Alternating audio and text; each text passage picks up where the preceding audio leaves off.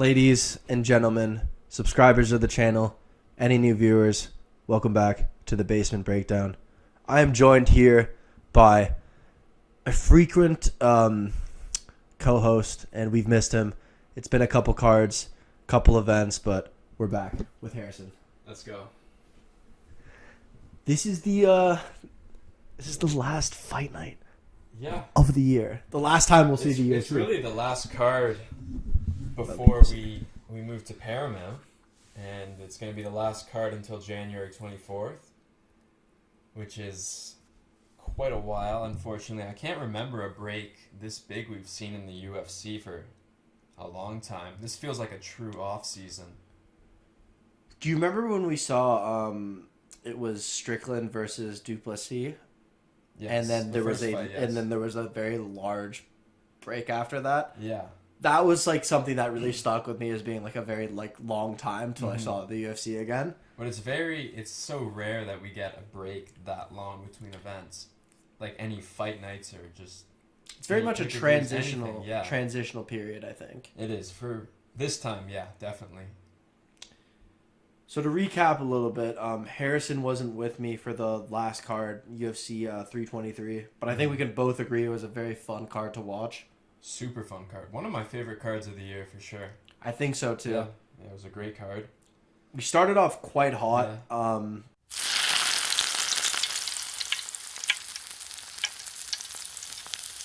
We got our first 6 fights of the night, right? I ran most of the picks by Harrison. I think he was siding a little bit more with Joshua Van. And I know a couple people who actually took him as an underdog. I know less people who took Yan. Mm-hmm. For the people who maybe like commented on my TikTok, a couple of them who were like, you know, Yan underdog, good for you. But I don't know a lot of... Yeah, Van. I didn't think he'd win it like that. Not like that. And I honestly, like, his, I wasn't sure quite what was injured until, did you watch Ariel Helwani have, he has this guy on who talks a lot about injuries and stuff, and he breaks it down very nicely and stuff. And, the dislocation of the elbow and stuff, like, it was gross. It was gross to watch. Yeah, it was pretty disgusting to watch. I love Pantoja, too. It was tough to see. And what I like about him is he's very, like, he doesn't go... He went out there immediately looking for the kill. Mm-hmm. Like, he was striking with Van. He landed a couple shots. Yeah, it looked like it was about to be a solid fight. 100%. But, yeah, I mean, you know, there's only so much you can really say at the end of the day. Like, you gotta... Mm-hmm. You gotta wait, run that back. But, you know, Tessura is probably going to get that shot. Yeah, next up. We'll talk about that when we get there, though. Yeah, that's true. Because there's definitely things to be said about that fight. But going back to Petr Yan, probably one of the more impressive performances I've probably ever seen in the UFC. Were you shocked or like maybe not extremely shocked, but like I was surprised, but not like it wasn't like I was like holy shit. No, like, there was definitely a part of me going into the fight where I was like, there's a good chance Petr Yan could just batter him around the octagon for a good 25 minutes. Because of how good he's looked in his fights. Like, it's crazy. Only legitimate loss is to that guy, Merab. Yeah. Like, and I mean that in a sense where I'm saying, like, he lost the title. Sugar Sean. I don't like to, you know, I do reference Verdict MMA a lot, but lost all those 3 rounds on the scorecard. I personally am of the opinion that he beat Aljamain Sterling in their second fight, and obviously he was whooping his ass the first fight until what happened. I feel bad for Aljamain because I feel like his career didn't age very well, to be honest. It's aging better, the fact that he has 2 wins over Yan. I mean, regardless of the fact that it's, you know, a little controversial, like... the first one is ridiculous, You know what happened there. And the second one, again, like... I mean, Dana White was of the opinion that I remember at the time Petr Yan won, and I may be a little biased, but I know he had his back for a lot of the fight, Aljamain, but we're not here to talk about that. Petr Yan did an amazing job. Yeah. This is one of the best performances, for sure. What was this, Merab's number 5? Yeah. So does he get to be this like the Sports Illustrated Fighter of the Year? Does he get to claim that title now? No, I don't think so. I'm going to say no. And Pantoja was right there, too, for that, right? Like, it's like two guys just got, like, knocked out. It was a crazy card, I'm not going to lie. Fucking wild. It's been a while since we've seen a card where 2 title changes and just everything else that went down was super entertaining card. Yeah. But, we can't really undershoot this. This is a pretty decent card for our last... For our fight night. Yeah, to finish off the year and bring us into the Paramount era. We've discussed together on this channel way worse cards than this. Oh, looking through this easily. So within the past month, we've discussed probably way worse cards than this.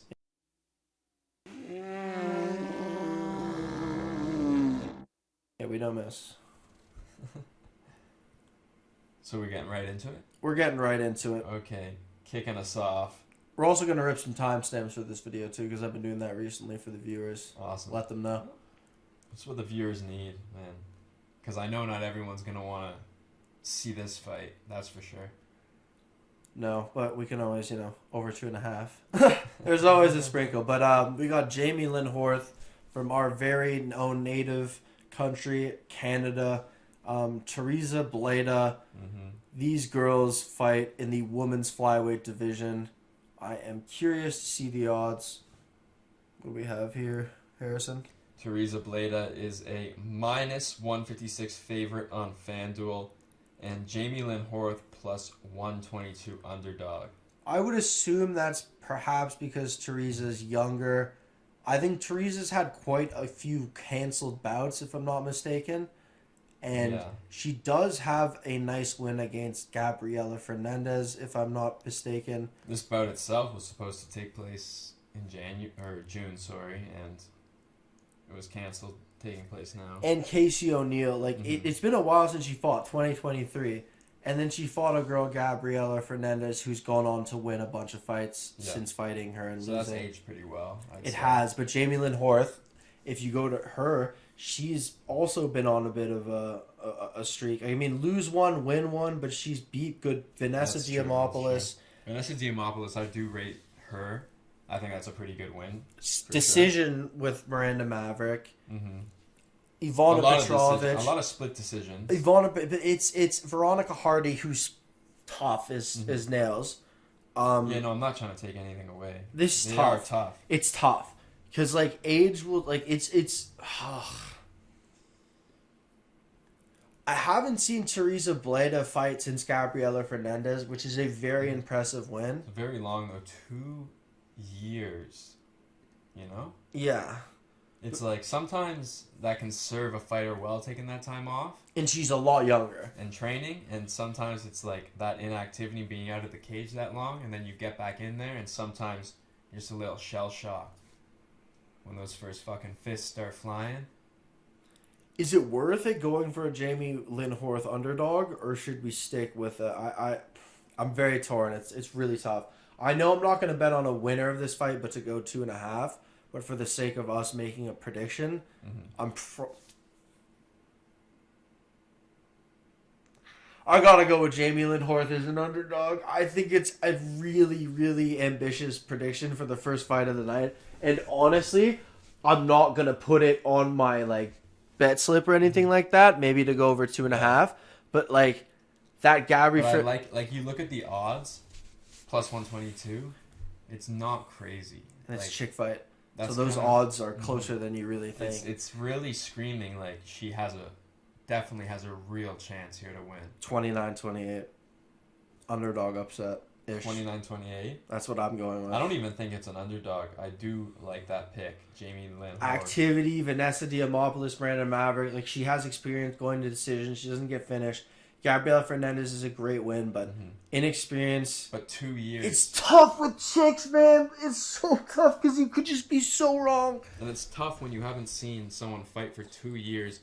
You can go back and watch that last fight against Gabriela Fernandez, but it's how do you really know what she's done in these 2 years, Yeah, she hasn't taken on We haven't seen anything publicly. She hasn't fought girls like Wang Kong. She hasn't... Like Gabriela Fernandez has been around to say something, and so is Jamey-Lyn Horth. I'm going with her. I hope we're not wrong. Let's not spend more time in this fight than we need to. All right. Alan Fry Jr. versus Guilherme Pat. Next up. I also do want to mention, though, before we go any further, me and Harrison are rocking the Basement Breakdown merch. I probably should have mentioned this at the beginning, considering the fact that, this is our debut. But we do have some merchandise. It is in small quantities, but it's very nice qualities. We have Great medium. Quality. Very comfortable. Very comfortable? Very comfortable. Lovely. We have medium, large, extra large. We're going to be having some other, accessories. I don't really want hats, perhaps toques for us Canadians because it gets a little cold out, and some other little goodies. So let me know what you guys think. If it's something you're interested in, it's kind of just a prototype, and I'm going to be giving it out to some friends so they can rep the brand. And I'm also going to be sending it out to some people who want it. But let's continue. Let's continue. Back to Fry Jr. and Pat.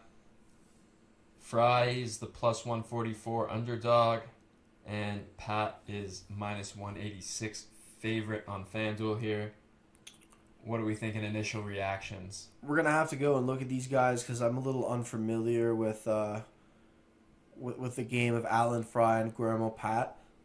We have a 5-0 versus a 6-0, so these guys are both UFC debut for Fry, and he's not even coming up through the Contender Series. It looks like also a UFC debut for Pat. Yeah, and neither of them coming up through the Contender Series. Supposed to be right here, but canceled bout, and so an LFA canceled. They're giving him a look on this card. I'm gonna be honest. Out of this entire card, when I was looking at it earlier and doing my research, watching fights, I could not find much on these guys. They got, one LFA bout. I could probably see for them Pat fight here. pass. That was about it. Other than that, it's tough. You're looking on YouTube. This is really a pick'em to me here.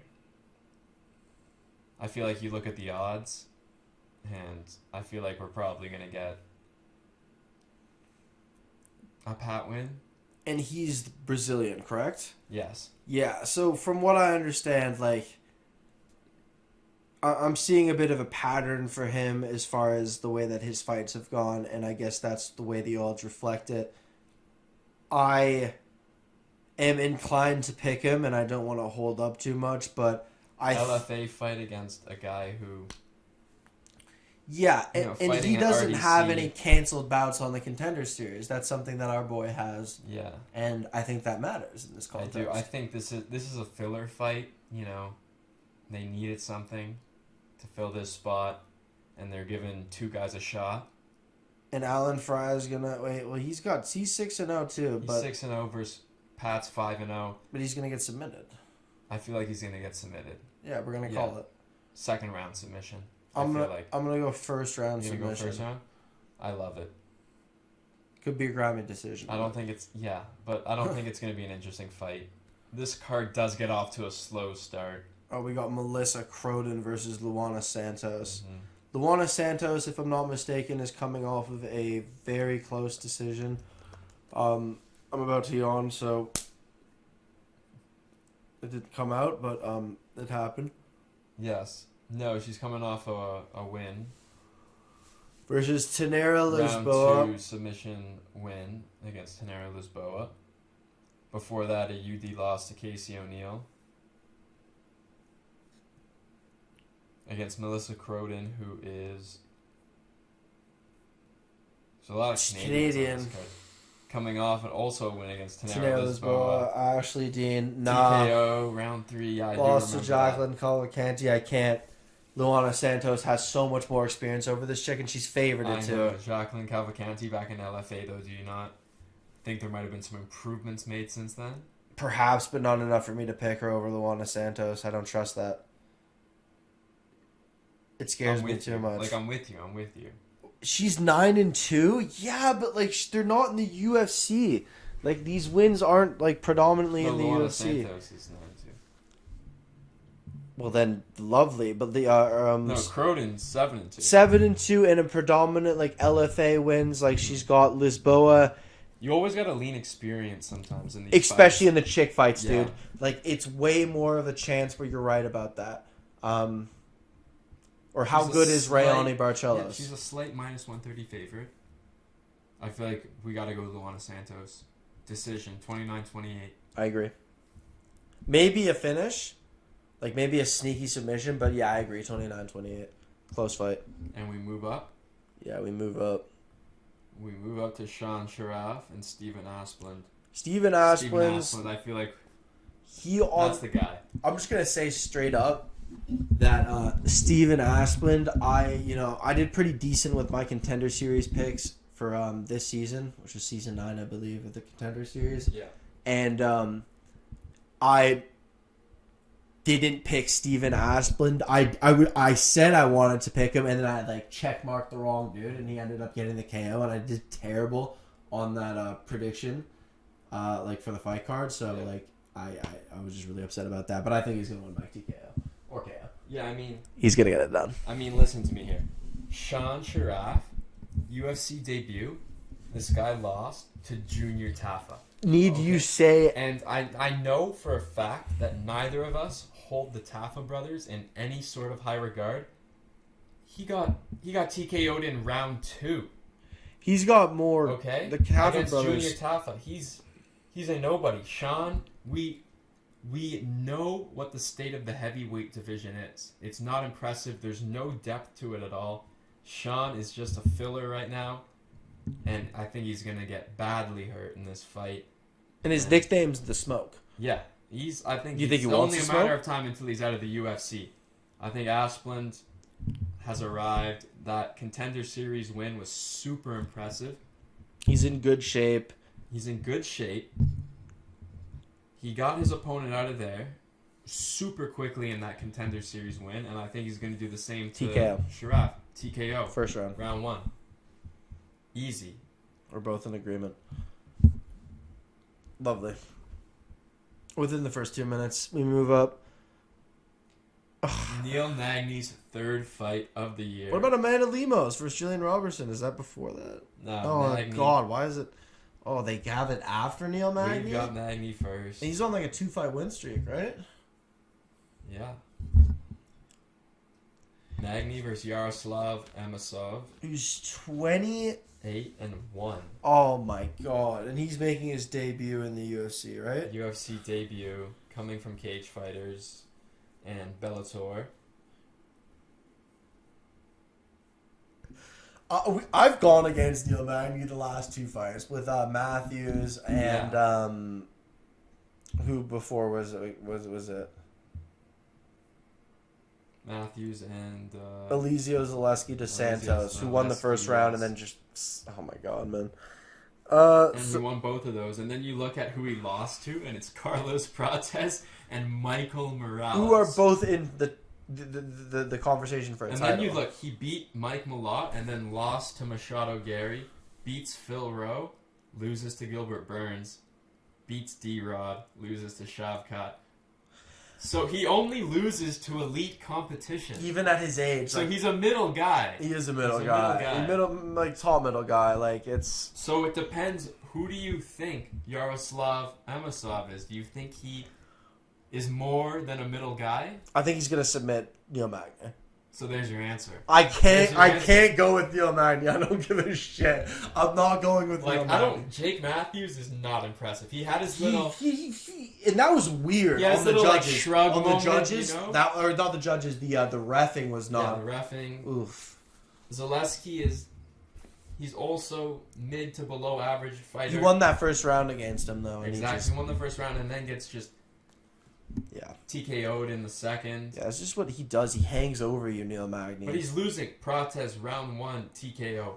Morales ground and pound round 1. Like he just against better competition.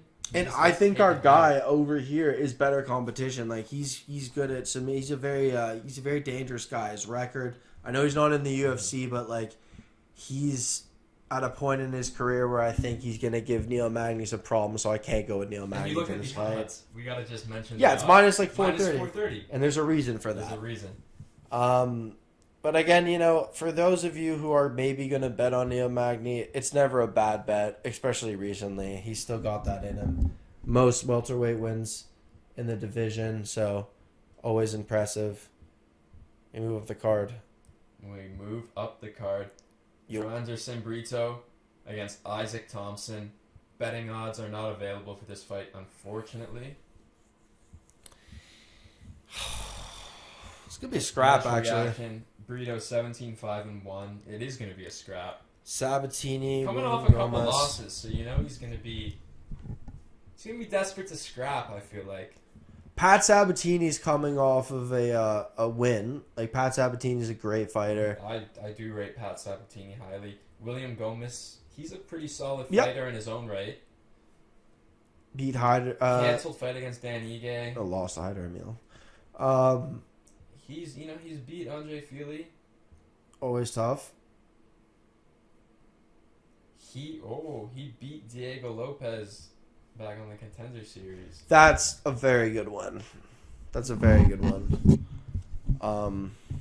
that ages well. I forgot about that. Yeah, but it's what have you done for me lately? And Exactly. you've lost 2 fights. Off a couple losses. You look at Isaac Thompson's resume here. I'm not too confident with. You're looking at a guy who's making his UFC debut, coming off a couple LFA wins, and it's like, whew, that's such a shaky resume. Against a guy who has a win against a guy who's fighting for the title on the Contender Series. Granted, I don't think Diego Lopez should be fighting for a title for a second time. Yeah, definitely. But that's the case. But yeah, that is the case. You just gotta lean. Sometimes you gotta lean the guy with the UFC experience. He just has more experience in general. I think he gets him out of there. He does. I think probably round 2. I don't think I don't think it's gonna go to a scrappy decision. I think it's gonna be a finish. Yeah, round 2. Yeah, round 2. I think it's gonna be a round 2 finish, maybe early round 3. Yeah, something more than easy spit off. Okay, now we move up the card. Amanda Lemos and Gillian Robertson. Amanda Lemos fought Patchy Mix's wife last time out in a very boring fight, if I'm not mistaken. Yeah. Am I right? You are right. Yeah. And by Patchy Mix's wife, Tatiana Suarez, who shot for 1,000 takedowns, didn't land any strikes. I think Amanda Lemos won the 3rd round against her. It was not an eventful fight. I believe some people scored the fight for Amanda Lemos as I was watching it, but we all knew what was going to happen. After that Jamey-Lyn fight, Tatiana Suarez wanted to secure that win. Amanda Lemos is a tough out. Like, she's good at striking. She is. She's tough. And the Brazilians are always tough. Gillian's on a streak right now also, too. She is. You look at Gillian's resume right now, and she's on a 5-fight win streak. Poliana Viana, Montana De La Rosa, Michelle Waterson Gomez. Luana, Older Pinheiro, chicks. And Marina Rodriguez. Older chicks, and a lot of decisions. Yeah, and can we go to the odds for this for a second? Well, the Montana De La Rosa was karate combat. Lost to Tabitha Ritchie. Gillian Robertson is the kind of heavy favorite, minus 205. She's got good striking. I don't trust Amanda Lemos. That's the thing. Like, I think Gillian Robertson could be more active. I think Amanda Lemos at least wins a round. Like, I think a lovely over 2.5 rounds. It's going to be a 29-28. Yeah, for one of them. I think it could go either way. I'm going to go with Gillian Robertson. I was just about to say I do lean Gillian Robertson in this fight. And we move up. Main card, baby. Oh, yeah! Late edition, opening the main card. Another Canadian. Tell him. We've got Lance Gibson Jr. against the one, the only Bobby King Green. Formerly Bobby Green. We don't have betting odds available for this fight yet on FanDuel. We don't need them.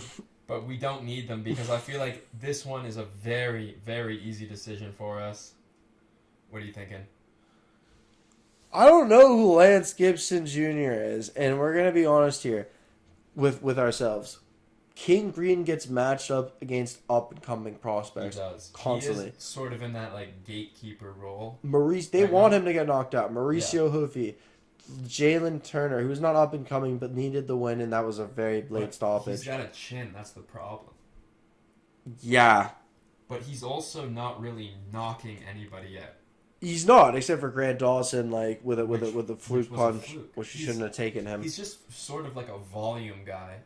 Yeah, He absolutely. doesn't have a ton of power. He's just gonna kind of pitter-patter you around and then hope he can grind out a decision. But And loses a lot of those. Like He does. Rafael Fiziev, he has close decisions with guys where you look at the striking numbers and they're extremely close, but he just loses unanimous he decisions. does, man. He's 39 years old. Yeah, and he's taking a lot of damage. He's 9 years older than Lance Gibson Jr. He's What- taken a lot of damage throughout his career. It's going to be tough for him to keep up for sure. But what the fuck has Lance Gibson Jr. done in his career? That's fair. It's his UFC debut. And then what has he done? Yeah, like I honestly don't know the guy, and maybe I'm not. He's Canadian, obviously. Well, you look at the betting odds. But we don't have betting odds. Don't have I did betting mention odds. that. I did mention that already. But I would imagine that Lance Gibson Jr. would be a fairly... He's younger. decent He's better favorite. odds. This is where you just don't know. Like, 2024 was his last He's fight. 1-1 in Bellator against Oh, a couple of It is tough. It is tough. He hasn't fought since November of 2024. As you said, that's more than a year ago. he's finished all his guys. Dominic Clark, but who are these people? Like, I don't know these guys. 1-1 in the last two in Bellator. He could just 5-1 finish Bobby Green. overall. I don't know. But he's finished a bunch of nobodies in Bellator, and then last two 1-1 going into Bobby you know, Green decision. he's- Whatever this is, Muckleshoot Fight Night. Muckleshoot? What is Muckleshoot Fight Night? Sounds like a... And then now he's making, a year after Muckleshoot Fight Night, he's making his UFC debut against King Green, who famously gave Islam Makhachev a title shot. Can't do that. On short notice. Yeah, I mean, honestly, I think Bobby Green's going to win a decision, man. I'm going with him as an underdog. 29-28. 29-28, your winner by unanimous. And his nickname's Fearless. Bro thinks he's Joshua Van. He fears taxes. Oh my god. I'm going to go, you know what? We're going to go with Bobby King Green by a 29-28 decision. I think that he's going to have the volume. He's going to outstrike Lance Gibson Jr., and it might be too much. We could be wrong. Bobby Green could get knocked out, Yeah. but I haven't seen enough from the other guy to make me seem like that's how I feel. I know. I just don't feel that way. And we continue to move up the card. We get to Kennedy Nzechukwu versus Marcus Buchecha. Initial reaction, what are we thinking? Nzechukwu, last time out. I had him, so Yeah. you can go and look back on that, and it's a little. He was against Walter Walker. I thought, Heel hook assassin. I took Walter Walker by heel hook after against Sutherland. And you look at his wins, they haven't aged well. Lucas Bezerski, who beat somebody, I believe. That was okay. He beat somebody. He No. beat Walter Walker. Yeah, that was the only thing. Somehow early when he was lost. fat. When he was fat before he slimmed down. He's lost to Waldo. He's lost to Ryan everybody, Spence. yeah. He's lost to everybody else. And Chris then Barnett's in Karate Chris Combat. Barnett, We saw him in Karate Combat. pathetic Karate Combat showing In last great shape. weekend.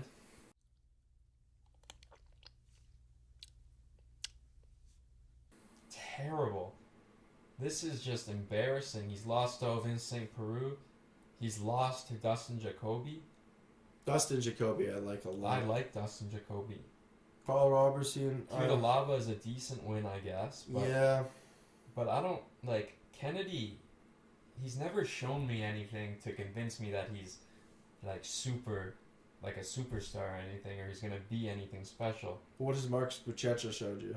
Also nothing. That's the problem. This is a tough fight to pick. I think Kennedy is going to be able to show, so he's going to be a little like smarter. You look at the betting odds too. It's Buchecha is a plus 110 underdog.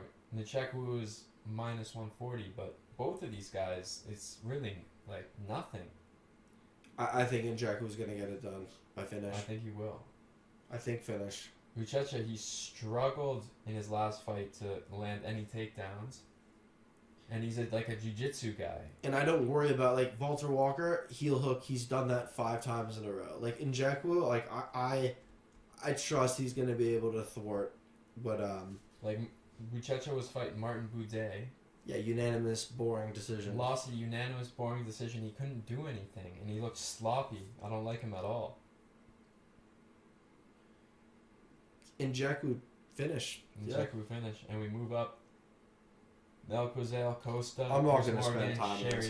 Melquizael, like Morgan Charriere, and I don't know why the odds are like this. Like, unless the fight just goes completely sideways, Morgan Charriere is way less of a fighter than Melquizael Costa. Yeah, I respect Melquizael Costa's win. He's a very smart fighter. Like, he wins the earlier rounds, unlike Morgan Charriere. Like, he doesn't. He looked really good last time out too. His striking is so crisp and precise. I love it. He's beat good opponents. He doesn't struggle with shitters. Mind my language, but that's what I think of Morgan Charriere, a guy who struggles with lower level opponents. Mm-hmm. Melquizael Costa should win this fight. I think it'll be a decision. The odds are a little mismatched. I do too. Costa's a minus 111 underdog. Charriere's a minus 115 favorite. I do think Costa's going to be able to get this one done. Me too, I agree with every single thing you said. I think that's all that needs to be said. I think that's all that needs to be said. Move up. I took Oleksiejczuk's brother, Cezary. Cezary Oleksiejczuk. On the Contender Series. Versus Cesar Almeida. Yeah. Cesar Almeida, I honestly, I really like what I see from Oleksiejczuk. Like, who trains with his brother. He's a heavy favorite. Who trains with the Fighting Nerds now, his brother. Like, I like these guys. His brothers, you know, had a little bit of a rickety career, and then now UFC debut, and he looked real impressive in that Contender Series fight earlier this year. That was such a quick finish, and like those hammer fists were just vicious. Vicious, man. Like raining down on him, just put him way out. Cesar Almeida's tough. He is. I mean, he's 7-1 for a reason, right? Yep. But lost to Roman Kopylov. Kopylov's good. Abdul Razak Al Hassan is good. Igor Peteria, Lucas Fernando. I'm not gonna go with Cesar Almeida. I'm gonna go with Oleksiejczuk. I agree. For this and fight. He's a pretty decent favorite, minus 230. I think he's gonna TKO Cesar Almeida. Well. This brings us to the co-main event, which is a little strange, but nonetheless. We have Giga Chikadze versus Kevin Vallejos. Giga Chikadze has lost last time out to Arnold Allen, if I'm not wrong. You are right.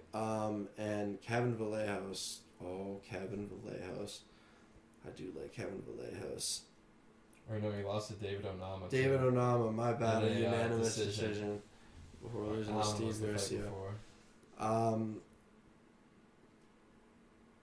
Did I pick Kevin Vallejos in his last fight? Versus Danny Silva? Hopefully. Probably. Probably, yeah. Cam Teague, Swing Woo Choi. I like Vallejos. I think Giga's done. His time is past. He's a big, tall guy. Rangy striker. Good kicks. Good striking, but like he's too tentative now. Like he goes to decisions. I don't think he pulls the trigger at the right time. He's 37 years old. He's had his chance in the UFC. You know, after the Calvin Kattar loss, he was really never the same after that. I'd say tough fight, and it was a tough fight, but he got beat up. He got cut up in that fight, and I think when you take that kind of damage. Sometimes it can just really do a number on you. Agreed. Yeah, I would agree. I think it's a decision because I think Giga will keep his. He's good at keeping safe, like circling around the octagon, slipping shots when he needs to. I'm sure he'll take some damage, but I mean, it could be a close fight, but I think it'll be a decision win for Kevin Vallejos. I think it's going to be a 30-27. Let's go with that. And that takes us to the main event. Oh man, oh. It's gonna be a good one. It's gonna be a good one. Brandon Royval comes off of a loss against Van, who's now the champion. And we have Manel Kape, who fought Aso Amabayev last time out for a fight night, if I'm not mistaken. Yes, main event fight night. And I thought he looked really, really good in that fight. I poked him into that finish, though. They were clean strikes.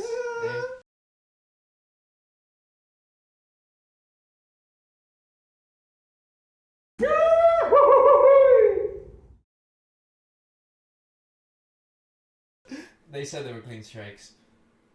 But then, did you see before, like he got him a little bit before, but like he's looked impressive before that. But it was his counter striking. I thought in that fight was really, really impressive, and that left hand is fast.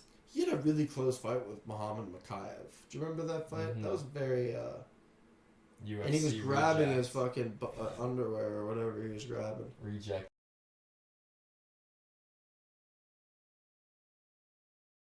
Muhammad Mokaev. Are we worried for Brandon Royval because he's fought better. He has better wins as he has a win over Taiso Taira, who'll be fighting for the title. Who could be the champ? And he had a very close fight with Joshua Van. Like won the second round and then the third round before he got dropped. I thought perhaps Van's striking was also very crisp though in that fight, and that's what worries me because I feel like Kape can do similar things in the striking department. Like it's what are the odds looking like for this? Oh, Kape's a heavy favorite. -310. Royval's +230 underdog. There's some money on that Royval underdog. I could see Kape getting him out of there in round 4. He pushes forward for the finish, sometimes very aggressive into his like he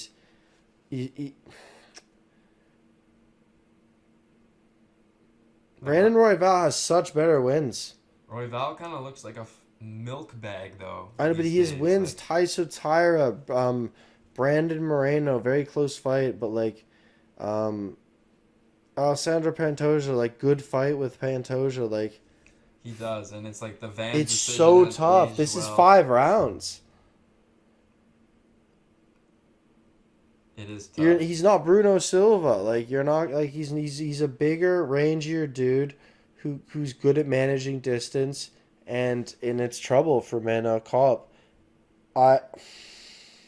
This is really tough for me.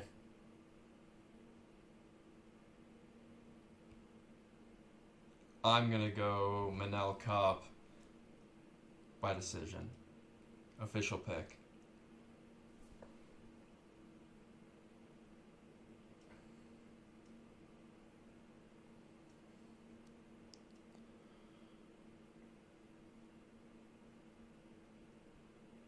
I gotta go with Brandon Royval.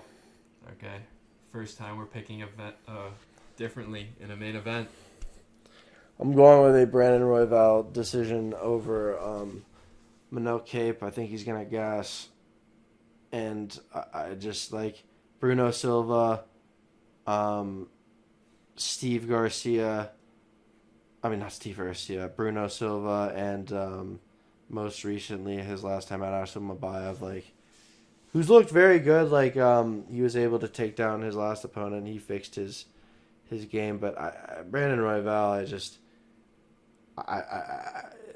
is going to be tough to get done. But honestly, I'm happy we're picking against each other. I like the diversity in the picks. And I think we did a good job breaking this card down. Great job, yeah. I think we got really in-depth on this card. And I think it's going to be a great card to finish off this era and lead us into Paramount. Now, do we have any parlays to finish the card. That is tough. I was not thinking about that. Let's start from the bottom. I think we should do the Super Gooner girl parlay. So, Jamey-Lyn Horth. Mm-hmm. I think we'll go over 2.5 with that. Luana Santos, Melissa Croden, 2.5. Okay. And Lemos, Gillian Robertson. 2.5. That's gonna be. I think that's a mid-risk parlay probably. Just like I want to say safe, but it is just kind of like I just like it. Like we're just gonna do it. On top of that, let's be a little smarter. Do you think that Manel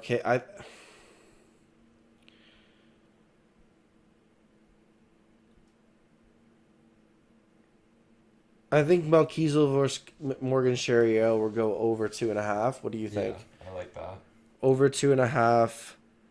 And I'm gonna take Melquizael Costa. I want to go Kennedy Nzechukwu inside the distance. Inside the distance against Buchecha, so we'll go Melquizael Costa over 2.5. Over 2.5. Nzechukwu inside the distance. And Oleksiejczuk inside the distance.